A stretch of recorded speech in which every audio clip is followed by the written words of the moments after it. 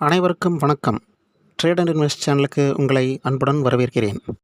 இன்றைய பதிவில் state bank of India வங்கியின் காலாண்டு முடிவுகள் பற்றி இந்த வங்கியின் இந்த காலாண்டின் நிகர லாபம் 21,120 கோடி, கடந்த ஆண்டை விட 10% வளர்ச்சி அடைந்துள்ளது. சந்தை எதிர்பார்ப்பை விட சிறப்பாக இருந்தது.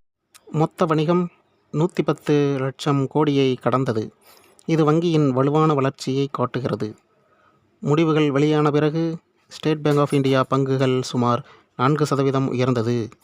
முதலீட்டாளர்கள் நேர்மறையாக வரவேற்றனர்.